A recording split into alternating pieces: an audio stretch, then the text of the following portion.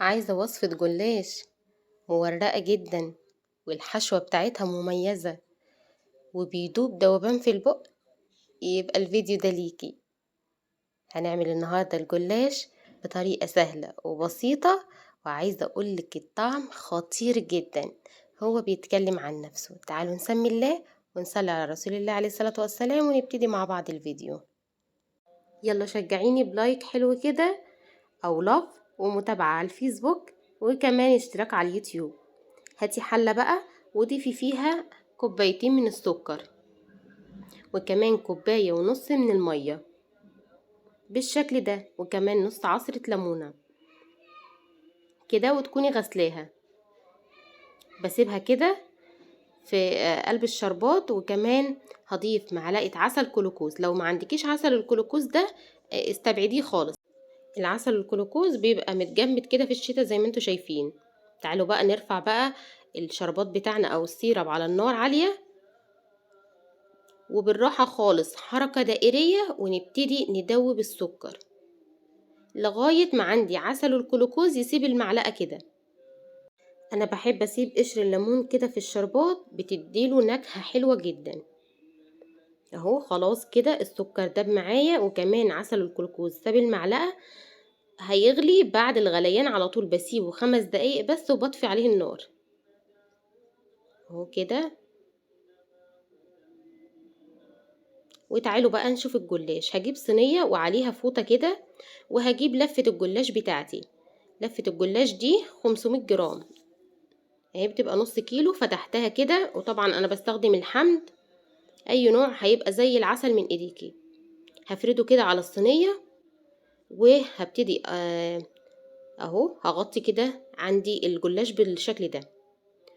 وهنا كان ال5 دقايق عدوا، طفيت النار وابتديت ضفت باك واحد من الفانيليا. هديلهم تقليبه واسيبهم بقى عشان يبردوا. جبت الصينية وهبتدي اديلها دهن الزبدة او سمنة بالشكل ده، ونشيلها كده. وتعالوا نعمل بقى الحشوة الخطيرة بتاعتنا. عندي نص كيلو من الكنافة، طبعا دي كانت متفرزة. انا مش هحتاج النص كيلو كله، انا هحتاج قولي 250 جرام او 300 جرام بس. اهو هبتدي افتته، طبعا طالع من الفريزر بيتفتت معاكي بكل سهولة. هبتدي افتت كده. طبعا زي ما قلت لكم هتبصوا تلاقوا الكميه قلت، لان انا هاخد منهم شويه دلوقتي. هركنهم، احتجتهم ما احتجتهمش خلاص هرجعهم تاني كده الفريزر. هبتدي عايزه كده الكنافه افتتها معايا بالشكل ده اهو. هنزل بقى بباكو كده من الفانيليا، وكمان معلقتين كبار من السكر اهو، معلقتين كبار كده الحبيبات العادي، ونص كوباية من المكسرات المشكلة. اي نوع مكسرات عندك، سوداني يمشي، سوداني وجوز هند يمشي، عندك بندق وعين جمل وسوداني مفيش مشكلة خالص. واديت لهم ضربة كده في الكبة. وبعد كده انزلي بربع كوباية من السمنة او الزبدة، او ينفع زيت وسمنة او زيت وزبدة. تمام. وعندي كمان هنا كوباية من الزبدة. هاتي يا قمر ورقة الجلاش وافرديها بالشكل ده، وابتدي بقى بالمادة الدهنية اللي معانا ودهنيها كويس. وهتحط عليها بقى ورقة الجلاش التانية بالشكل ده. لازم تبقى عليها بالظبط، ما يكونش واحدة طويلة وواحدة قصيرة، لا الاتنين يكونوا على بعض بالشكل ده. وهبتدي برضو ادهنها اهو بالمادة الدهنية بتاعتنا.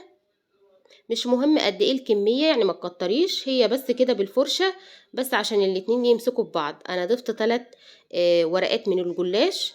وتبتدي تحطي الحشوة بتاعتك، تكتري تقللي دي بتاعتك. الكمية اللي انا حطاها دي كانت كمية مناسبة جدا ومظبوطة. هبتدي هطبق، وكل ما هطبق بدهن اهو، بدهن بالمادة الدهنية اللي معايا. وفي الاخر كده برضو بدهن اهو. وهجيب الصينية، وهنا بقى خدت الصدمة. الصينية طلعت صغيرة، فجبت بقى ايه الصينية الاكبر شوية 30 في 40، ودهنتها برضو بالسمنة. وابتديت حطيت فيها بالشكل ده الجلاش بتاعي. هبتدي برضو اجيب الورقة الجلاش وادهنها كويس جدا، واحط عليها التانية، وبإيدي أضغط كده وأدهن تاني أهو بالسمنة، وأحط عليها أهم حاجة يكونوا ال3 قد بعض، وأدهن تاني بالمادة الدهنية، وابتدي أحط الحشوة بتاعتي. الحشوة دي كانت خطيرة جدا ومميزة، وابتدي أطبق كده على حسب ما أنا حابة المثلث بتاعي كبير أو صغير. وكل ما بطبق لازم أدهن أهو بالشكل ده. خلي الحشوة بعيدة عن آخر كده الجلاش.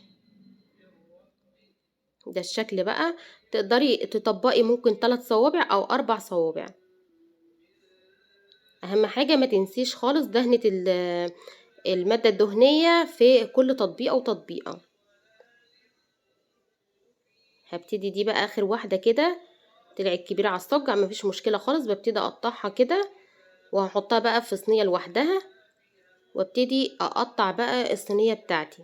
تعمليها بقى مربعات، تعمليها مثلثات. المثلثات كانت تحفة وشكلها حلو جدا. قطعيها بالشكل اللي تحبيه وبالمقاس كمان اللي انت تحبيه. في الوقت ده كنت مولعة الفرن على درجة حرارة 170، وبعد ما اخلص تقطيع على طول هدهنها بباقي السمنة اللي معايا وادخلها الفرن. وفي الوقت ده يا ريت تكتبي لي كومنت حلو منك وتقولي لي بتتابعيني منين، وعايزة كل الكومنتات تكتب تسلم ايدك يا دودو، ولو في اي سؤال اكتبوا لي في الكومنتات. خلص كده كل الصاج بالشكل ده. اهم حاجة بس اكدي على التقطيعة بتاعتك عشان لما تيجي كده تقدميه ما يكونش ماسك في بعضه ويتكسر منك.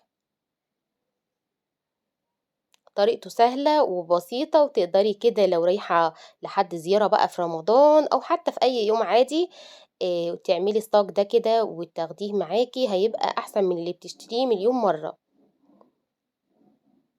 وكل اللي هيدوقه كده هيقولك تسلم ايدك. هكمل كده تقطيع اهو بالشكل ده. وطبعا القطعة اللي أنا قطعتها كده قطعتها على 2 وهحطها بقى في صينية لوحدها. خلصت كده تقطيع، وكنت سيحت كده بقية السمنة اللي معايا في الميكروويف، وابتديت ان انا ادهن كده في كل التقطيعة اللي انا مقطعاها، ومن على الوش دهنيه كده بالسمنة كله. ويلا يا حلوة على الفرن. خدت معايا قولي تلت ساعة، 25 دقيقة، وبقت بالجمال والحلاوة اللي انتوا شايفينها دي. على طول اول ما تخرج من الفرن تروحي على طول سايقالها الشربات بتاعها. خدت الكمية كلها وكانت مظبوطة جدا. السكر كان حلو جدا مظبوط جدا، مش جازع، تاكلي مهما تاكلي ما تشبعيش من جمالها وحلاوتها. عايزاها بقى مقرمشة، ما تغطيش الصاج، سيبيه زي ما هو كده زي ما انا سيبته. عايزاها تبقى شوية طرية تمام، غطي الصاج بتاعك بورق فويل او صينية تانية او صاج تاني. ما شاء الله كانت تحفة، مقرمشة من فوق كده وطرية من جوه، والحشوة بتاعتها كانت خطيرة ومظبوطة جدا. قدميها بقى بالشكل اللي تحبيه. عايزة دعوة حلوة كده وليكي بالمثل. بصوا جمال الجلاش حلو جدا ومورق وخطير، بجد هتعتمدي الطريقة دي. هقدمه بقى بالشكل اللي انتوا شايفينه ده اهو، بوريكم ان هو ما شاء الله من تحت واخد لون جميل جدا ومن فوق مورق وحاجة كده قمر قوي. تستاهل بجد تعملوا للفيديو ده لايكات كتير وشير كتير، وتكتبوا كده كلمة حلوة كده في التعليقات، واعتمدوا الطريقة عشان انا واثقة ومتأكدة ان شاء الله انها تعجبكم.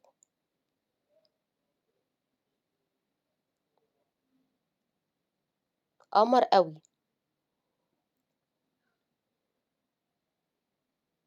استنوا وصفات كتير ان شاء الله الفترة الجاية.